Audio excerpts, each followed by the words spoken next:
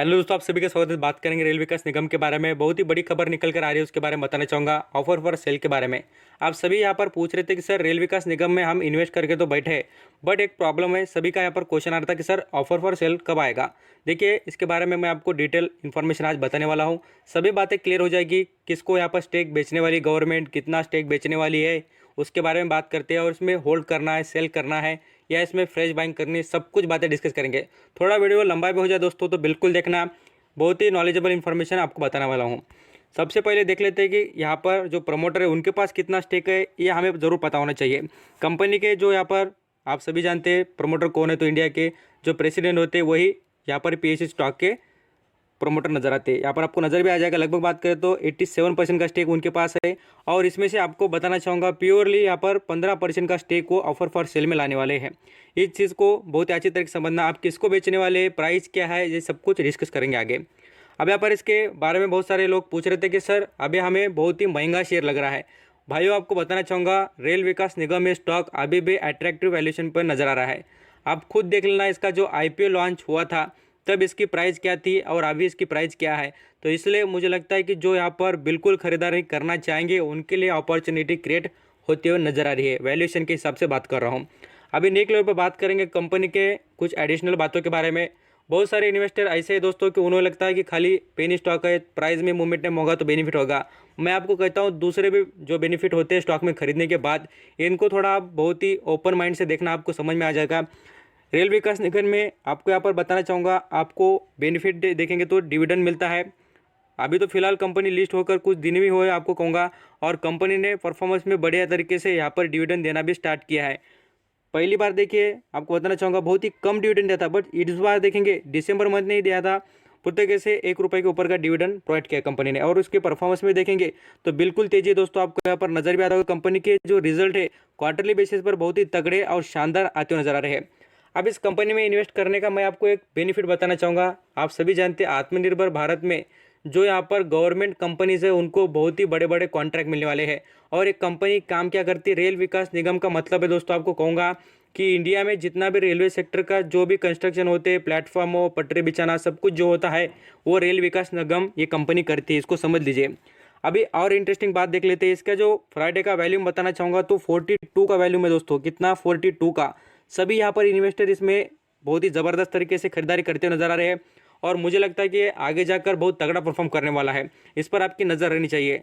अब इसके offer for sale की बात करें तो आपको बताना चाहूँगा, देखिए इरेला कैपिटल्स और आईडीबीआई कैपिटल जो है, ये दोनों जन यहाँ पर आपको कहूँगा बैंकर्स यहाँ पर गवर्नमेंट का जो स्टेक सेल करना चाहते हैं आरवीएनएल जो रेल विकास निगम लिमिटेड का, तो उसके बारे में यहाँ पर बात कही गई है। क्या है उसके बारे में सब कुछ देख लेना। अभी मैं आपको डिस्कस जरूर करूँगा। गवर्नमेंट 15% का स्टेक रेल विकास निगम का बेचने वाली है इनको। और ये बीट कौन लगाने वाला आपको कहूँगा, एरेला कैपिटल्स और आईडीबीआई कैपिटल मार्केट जो है, ये दोनों मिलकर यहाँ पर दाव लगाने वाले हैं यहाँ पर रेल विकास निगम पर। अभी देखिए, एक जो टेंशन था सभी यहाँ पर इन्वेस्टर का कि सर जो प्राइस रहेगी ऑफर फॉर सेल की, उसका थोड़ा बर्डन था। तो मैं आपको कहूँगा रेल विकास निगम में आरआर सिटी जैसा आपको कुछ भी देखने को नहीं मिलेगा। इस बात को समझना। जिस तरीके से आरआर सिटी में यहाँ पर ₹1300 के कुछ यहाँ पर उन्होंने ऑफर फॉर सेल दिया था, जब 1600 पर शेयर चल रहा था, 1400 पर चल रहा था, तब ऐसी बात कही गई थी। बट अभी देखिए रेल विकास निगम में ऐसा कुछ भी नहीं है। डायरेक्टली गवर्नमेंट यहाँ पर 15% का स्टेक यहाँ पर बैंकर्स को बेचने की तैयारी कर चुकी है। आपको यहाँ पर नजर भी आएगा, बैंकर्स आपको सेल करते हुए नजर आ रही है। Government 15% stake. ये सभी आर्टिकल आपको पढ़ने को मिलेगा, आप जरूर जाके देखना। आपको यहाँ पर इसकी लिंक भी देना चाहूँगा मैं, आपको डिस्क्रिप्शन में मिल जाएगी।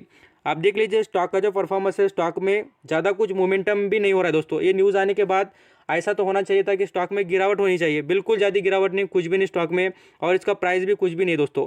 डायरेक्टली 15% का जो स्टेक है गवर्नमेंट पूरी तरीके से बेचने वाली है। और इसका बेनिफिट इन्वेस्टर को अच्छा ही होगा। ऐसा नहीं कि बेचने का मतलब यहाँ पर मैं आपको कहूँगा और सब्सक्राइब हो सकता है शेयर, इसको समझ लीजिए, क्योंकि कंपनी बहुत ही स्ट्रांग है दोस्तों।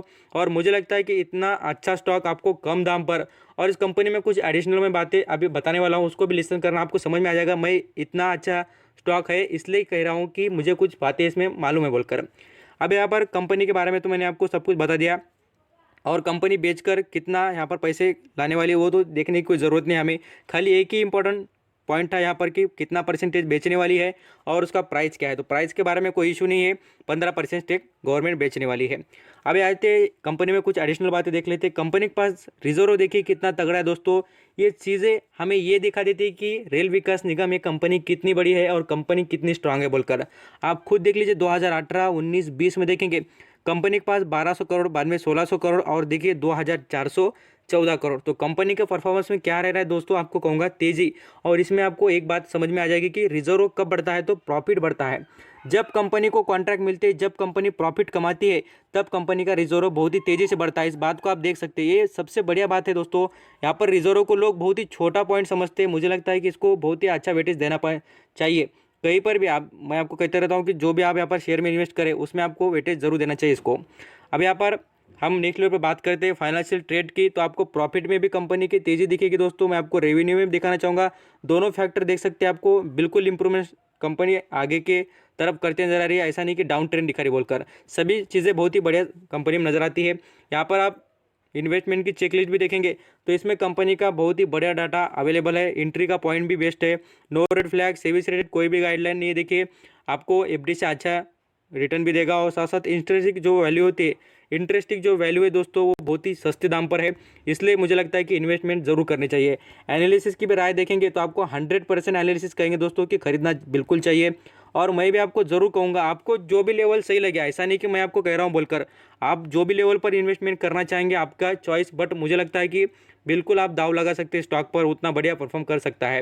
रेल विकास की यहाँ पर बात करें तो आपको नजर आएगा कि स्टॉक का मोमेंटम अभी भी परफॉर्मेंस में कमी दिख रही थी, क्योंकि एक ही बात का बर्डन था इस कंपनी पर इंप्रूवमेंट का, जो था देखिए ऑफर फॉर सेल का।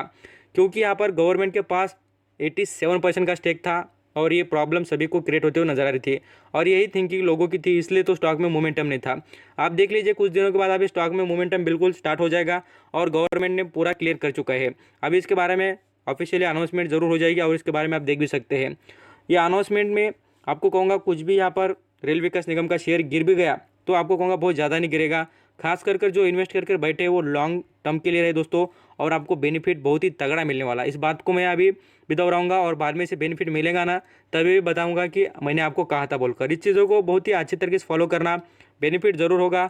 और कंस्ट्रक्शन सेक्टर की बात करें तो इनमें इंप्रूवमेंट के चांसेस बहुत अच्छे और बढ़िया नज़र आते हैं फिलहाल, क्योंकि आत्मनिर्भर भारत इस चीज़ को आप समझिए, यहाँ पर इंडिया में डेवलपमेंट करना अभी बाकी है।